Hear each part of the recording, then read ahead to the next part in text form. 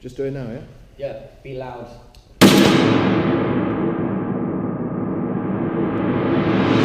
What is happening to our young?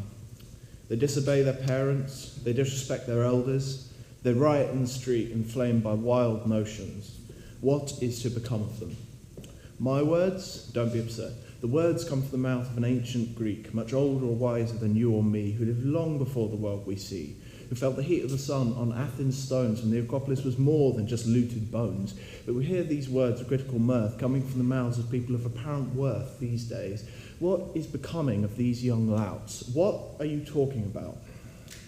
Are we dying in the foundries of London? Have our lives been thrown into the cauldron to bubble and stew, seasoned by the view that the needs of the few outweigh the needs of the many? Yes, they have, but we no longer die like dogs, crushed between steel cogs. We no longer cower in basements en masse while bloated and crass landlords hammer on the door and demand more and more. We no longer cower when our lords declare war because our armies aren't worse than prison. If Osborne could buy himself an officer's commission, thank you, it would be met with nothing but derision by the people of this hypothetically great nation. Why? Because while fools kill each other over imagined slights to their friends and brothers, and while a desert cult gone wild takes the mind of an innocent child, turns it vile, takes it to a war-torn land, puts a gun in its hand, and tells it it is God's will that it should kill, we are still human. And you can criticise our youth and cry, what became of the lions that fought for freedom? Or you could lead them.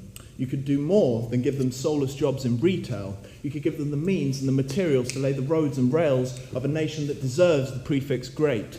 Make my friends look up from their screens and congregate and do more than tick a box online and fight for more than a life down the corporate mine. Stop criminalising our chosen methods of recreation, which can only lead to conflagration and dehumanisation of the boys and girls who will one day lead this nation to more than an international joke.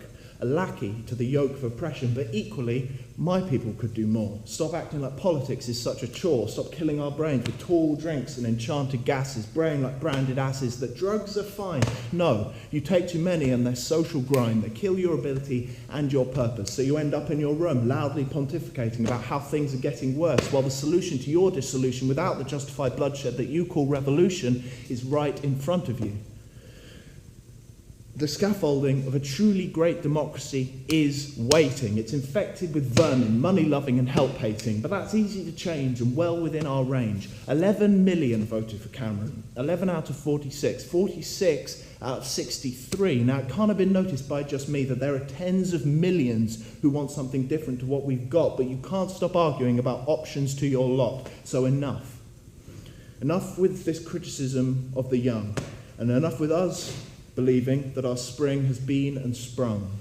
You can do so much with this British land, and all we have to do is lend a hand.